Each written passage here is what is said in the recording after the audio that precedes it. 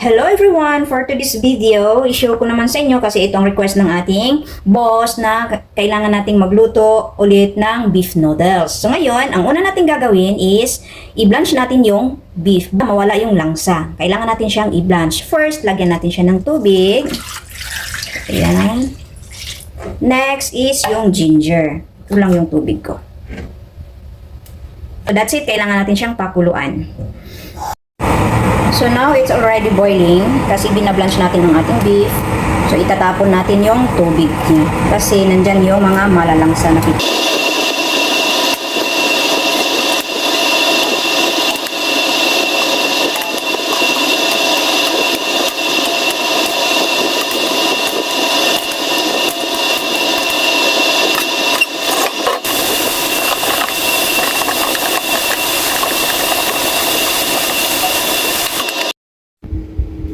Okay, this is our ingredients na nakahanda na para sa ating beef noodles. So first, we have here the beef na tapos na siyang naka-blanch. And then, we need white onions, spring onions, ginger, garlic, shallot, tomato, bay leaf, star anise, and the spice. Then, the rice wine, bean paste, and the ketchup, light soy sauce, dark soy sauce. Yung dark soy sauce natin is optional lang siya. Titingnan natin ang color ng ating luto mamaya. Kung okay naman yung color, so no need ang dark soy sauce. Pero kung medyo maputla, so we need the dark soy sauce na kunting patak lang. And then nakahanda na din ang ating kalaha. Nakahanda ng ating wok. So ngayon, magluluto tayo ng beef noodles. Tablespoon oil. Ayaw natin kasi oily. White onions.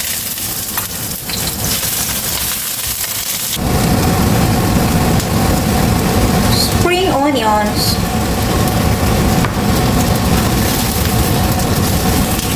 cloves of garlic, shallot, piece of ginger,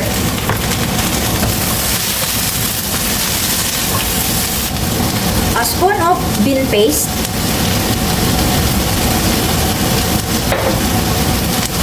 1 tablespoon of ketchup, no tomato sauce, light soy sauce,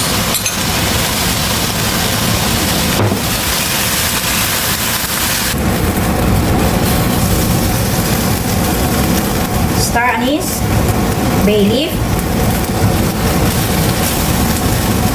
2 tablespoons of rice wine, rock sugar, beef,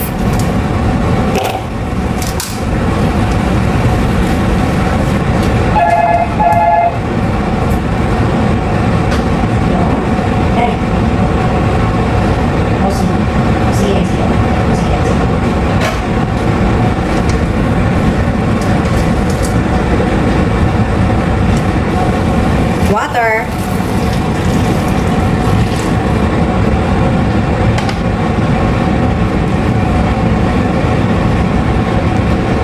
spice, tomato. So ngayon, pakuluan na natin siya hanggang sa lumambot. Ito na po ang aking noodles. Ngayon, nagluluto na po ako ng noodles. Kasabay na din sa aking beef.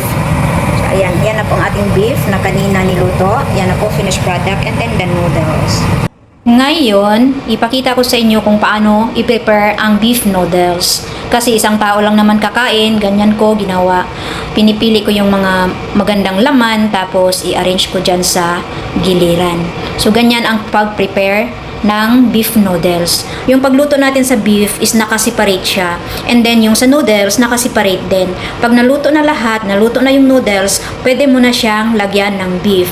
Since ang amo ko, ayaw niya kasi ng, yung sabaw niya ba namin, nandun yung, lahat yung mga ingredients na, yung mga marami bang mga sibuyas, maraming kamatis, di ba? Lalog-lalog kung sa Bisaya.